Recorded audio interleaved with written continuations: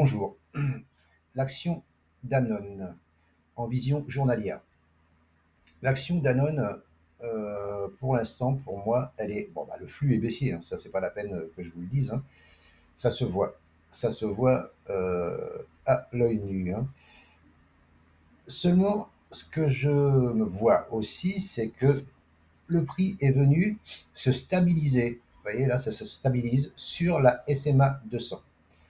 Et j'ai remarqué que à chaque fois, là, il s'en est approché, il est reparti. Là, il est venu à la 200, il repart. 200, il repart. 200, il passe dessous, il repart.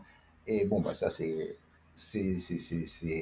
va dire, c'est pas logique, mais bon, c'est parce qu'il n'y a rien de logique en trading, hein, enfin en bourse, hein. Et regardez la MACD. La MACD, elle est en divergence, mais importante, hein, haussière. Donc là, c'est ce qui me laisse penser que un rebond sur ce niveau-là est possible. Là, il y avait un range ici. Vous voyez, il y avait un bas de range. Donc, j'ai tracé mon bas de Fibonacci ici, le haut de Fibonacci ici. Ça me donne une zone d'or ici. Zone d'or ici et la zone d'ETE en dessous. Euh, il est possible encore que le prix redescende, continue de descendre et vienne sur ce haut de range ici, hein. Vous voyez, point haut ici, point haut ici, point haut cassé, pullbacké et paf, il est parti. Alors, c'est possible que le prix fasse hop, le pinceau. C'est possible que le prix fasse un petit retour ici pour casser l'oblique et après, moi, je pense qu'il va monter. Voilà. Excusez-moi le téléphone. Et voilà. Mais moi, dans cette zone-là, à partir de maintenant, je pense qu'il faut chercher un achat. C'est pas un conseil, hein. C'est mon avis perso. Si il casse, regardez, à chaque fois il casse une oblique, il part. Alors il casse une oblique, mais il y a aussi le croisement 7-20. Il y a croisement 7-20, il casse l'oblique, ça monte. Croisement 7-20, bon là c'est sous la 200, mais c'est pertinent quand même, hein. Une oblique là, point haut, il casse, paf, et il part. Donc là, moi, je vais surveiller la cassure de cette oblique, tout d'abord. Donc je vous dis par rapport surtout à c'est la divergence qui m'a ouvert l'œil, hein. J'enlève la MACD. Et donc si la EMA7 croise la SMA 20, et bien entendu, il cassera cette oblique avec un point haut ici, point haut ici. S'il casse là, je pense que là, il faut acheter. Acheter et donc acheter ici, hein. Bon, on n'achètera pas pile poil au 50% de Fibonacci, hein. Mais voilà. Et là, il y a un petit trade de 10% à prendre pour un retour sur les plus hauts ici, hein, 10%. Avec un stop soit sous les 61,8, soit sous les derniers plus bas, si ça reste comme ça, sous les derniers plus bas, un truc protecteur, hein, voilà, hein. Ou alors, si c'est.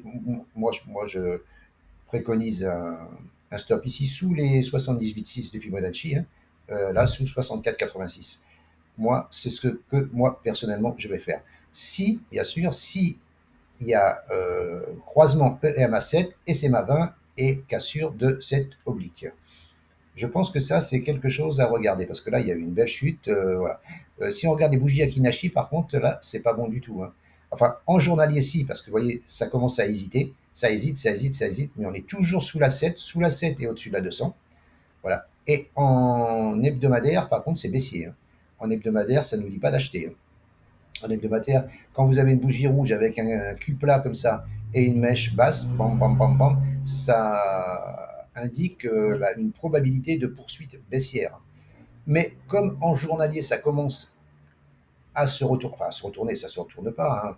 Moi, c'est surtout, je vous dis, la divergence qui me fait penser ça et la zone d'or. La zone d'or et la SMA 200. Donc là, c'est un combo, hein. Il y a la zone d'or, il y a la SMA 200, il y a une divergence haussière. Voilà. Mais je vous dis encore une fois, ça peut venir percer dans la zone d'OTE ici, hein, mais ça n'empêchera pas que si j'ai un setup d'achat ici, là, ici dans la zone d'ETE, je prendrai un achat pour viser les derniers plus hauts, hein. Bon, ça, c'est pas un problème, ça, hein. Et puis, je vous dis un stop, mais je mettrai un stop large ou pas de stop, parce que généralement, moi, quand je fais des actions, je ne mets pas de stop, ce qui n'est pas bien, c'est pas un conseil, hein. c'est péché, hein. Mais voilà. Après, si vous avez confiance dans l'action, parce que si on regarde, hop, non, c'est pas ça, hop, voilà, cacher les outils, voilà. Si on regarde sur le long terme, je suis désolé, mais Danone, c'est aussi, hein. C'est aussi avec des plus hauts, des plus bas, plus bas, plus bas, plus bas, plus bas, toujours plus haut. Donc voilà, tant qu'il ne viendra pas casser ce plus bas ici, où est-ce que j'ai tracé mes trucs là? Tant qu'il ne viendra pas casser ici les 61, 76, la tendance, elle reste haussière. Donc voilà, bon, ça peut être dangereux, mais je pense que là, il y a un petit truc à faire.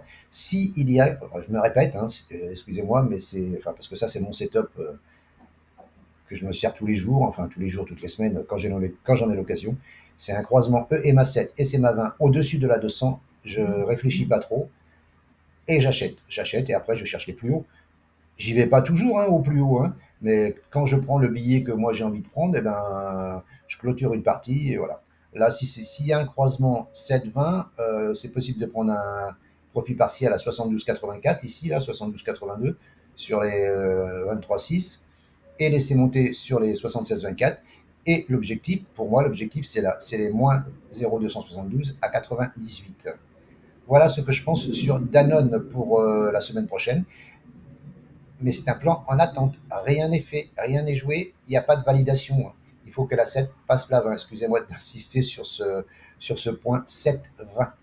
Je vous remercie de m'avoir écouté, je vous souhaite une bonne journée et je vous dis à bientôt. Si cette vidéo vous a plu, n'hésitez pas à commenter, partager, liker et abonnez-vous. À bientôt, ciao ciao.